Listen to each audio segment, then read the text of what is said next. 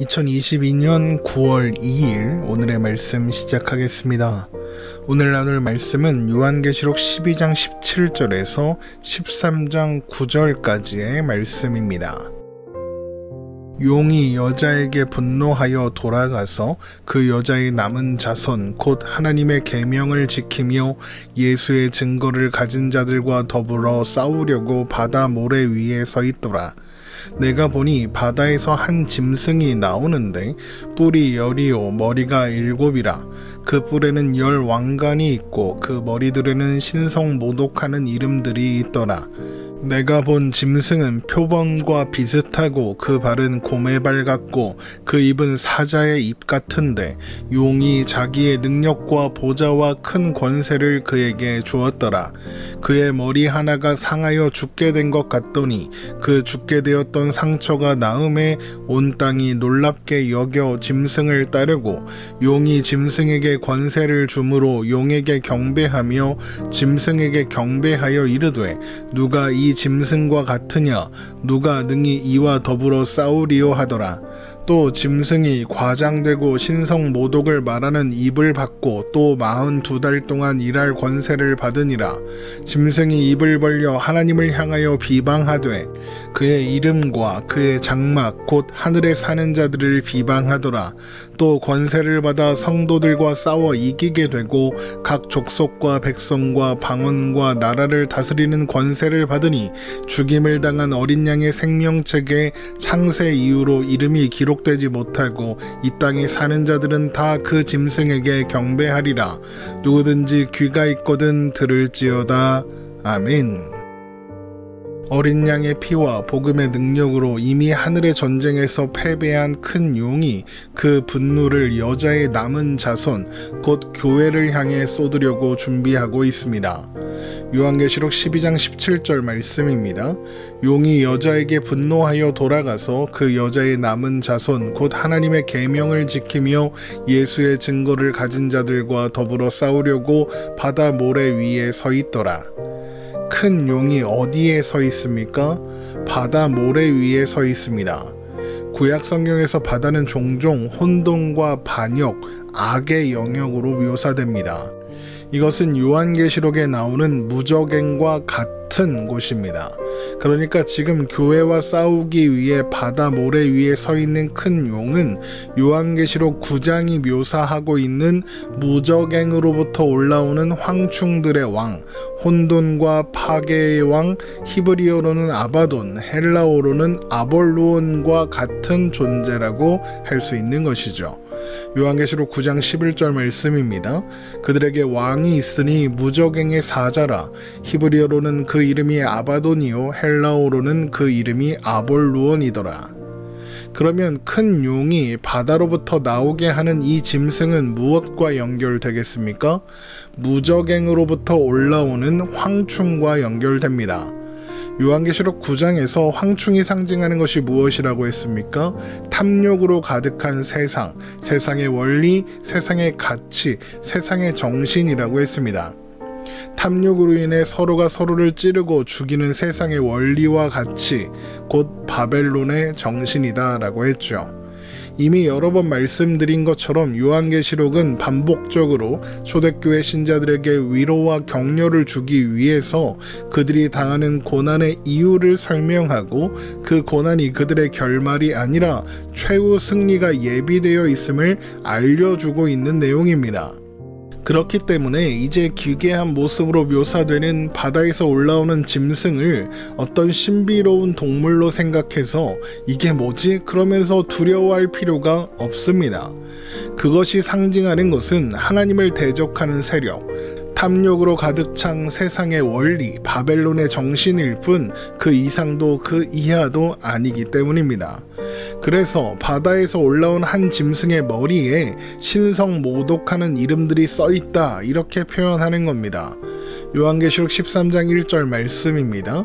내가 보니 바다에서 한 짐승이 나오는데 뿔이 10이요 머리가 7이라. 그 뿔에는 10 왕관이 있고 그 머리들에는 신성모독하는 이름들이 있더라. 바다에서 나온 짐승의 모습은 뿔이 10이고 머리가 7인데 뿔마다 10 왕관이 있었습니다. 바로 그 머리들마다 신성모독하는 이름들이 있었죠.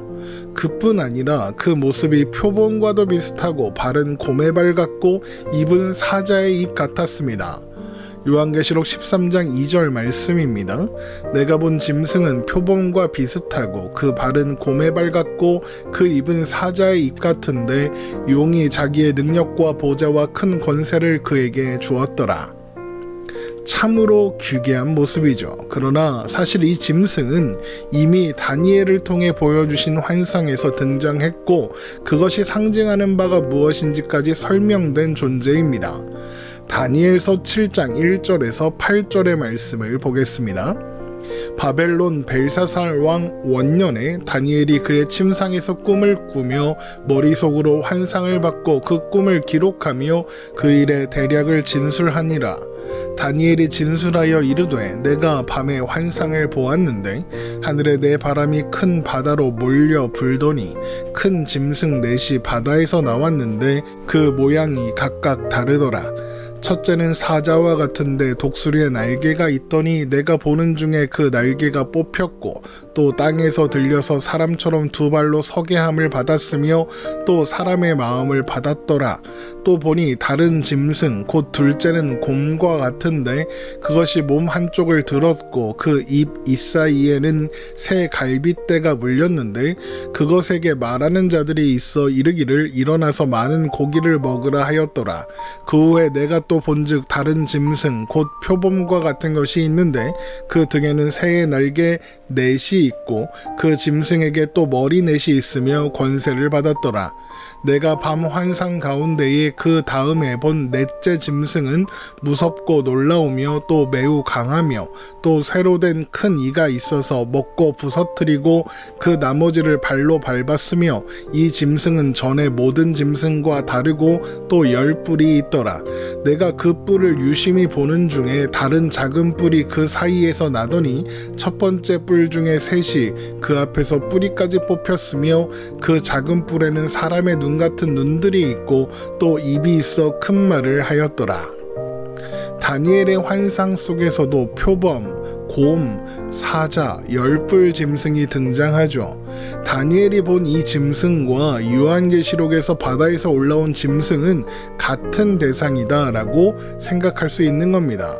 그런데 다니엘서에는 그 짐승이 상징하는 것이 무엇인지 설명이 나옵니다. 다니엘서 7장 16절에서 17절 말씀입니다. 내가 그 곁에 모셔 선 자들 중 하나에게 나아가서 이 모든 일의 진상을 물으매 그가 내게 말하여 그 일의 해석을 알려주며 이르되 그 내 큰 짐승은 세상에 일어날 내 왕이라. 그 짐승이 상징하는 것은 세상에 일어날 내 왕이랍니다. 다니엘의 시대로부터 세상에 일어날 내 왕은 역사 속에 등장하는 제국들 곧 바벨론, 페르시아, 헬라, 로마를 가리킵니다. 이것에 관해서는 2020년 9월 27일 주일 예배 시간에 나눈 다니엘서의 말씀을 다시 한번 들어보시면 참고가 되실 겁니다. 그렇다면 요한이 보는 바다에서 올라온 짐승도 결국 역사 속에 등장했던 제국들을 상징하는 거겠죠. 그런데 그것이 단순하게 그 네 나라를 의미할까요? 당연히 그렇지 않습니다. 그 제국들이 상징하는 것이 무엇입니까? 바로 인간의 끊임없는 탐욕과 죄악입니다. 그 제국들은 끊임없이 만족하지 못하고 정복하고 또 정복하고자 했습니다. 스스로 하나님과 같이 되어서 하나님을 대적하고 하나님의 백성들을 대적했습니다. 그래서 용이 자기의 능력과 보좌와 큰 권세를 그 짐승에게 주었다라는 표현이 나오는 겁니다. 요한계시록 13장 2절의 말씀을 다시 한번 봅니다. 내가 본 짐승은 표범과 비슷하고 그 발은 곰의 발 같고 그 입은 사자의 입 같은데 용이 자기의 능력과 보좌와 큰 권세를 그에게 주었더라. 용의 능력, 보좌, 큰 권세가 무엇입니까? 탐욕입니다. 탐욕으로 인한 파멸과 멸망이죠. 혼돈과 파괴의 왕 아바돈, 아볼루온 그 자체인 겁니다. 그런데 용이 짐승에게 그런 능력과 보좌와 권세를 주니까 어떤 일이 일어납니까?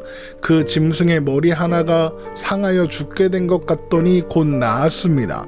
그러자 온 땅이 그것을 놀랍게 여기며 그 짐승을 따랐습니다. 그리고는 누가 이 짐승과 같으냐, 누가 능히 이와 더불어 싸우겠냐라고 하면서 용과 짐승에게 경배를 돌립니다. 요한계시록 13장 3절에서 4절 말씀입니다. 그의 머리 하나가 상하여 죽게 된 것 같더니 그 죽게 되었던 상처가 나음에 온 땅이 놀랍게 여겨 짐승을 따르고 용이 짐승에게 권세를 주므로 용에게 경배하며 짐승에게 경배하여 이르되 누가 이 짐승과 같으냐, 누가 능히 이와 더불어 싸우리요 하더라. 그런데 그 짐승의 모습이 어떻습니까? 죽게 된 것 같더니 상처가 나아 살아나고 머리가 7에 뿔이 10개입니다. 이 모습 어디서 비슷한 걸 본 적이 있지 않으십니까? 바로 요한계시록 5장 6절에 나온 어린 양의 모습과 유사합니다. 요한계시록 5장 6절 말씀입니다. 내가 또 보니 보좌와 내 생물과 장로들 사이에 한 어린 양이 서 있는데 일찍이 죽임을 당한 것 같더라. 그에게 7뿔과 7눈이 있으니 이 눈들은 온 땅에 보내심을 받은 하나님의 7영이더라. 비슷하죠. 짐승의 모습과 어린 양의 모습이 비슷하죠. 그러니까 이 짐승이 지금 어린 양이신 예수 그리스도의 모습을 모방하고 흉내내고 있는 겁니다. 그 모습뿐만 아니라 예수님의 부활까지 흉내내고 있는 거죠.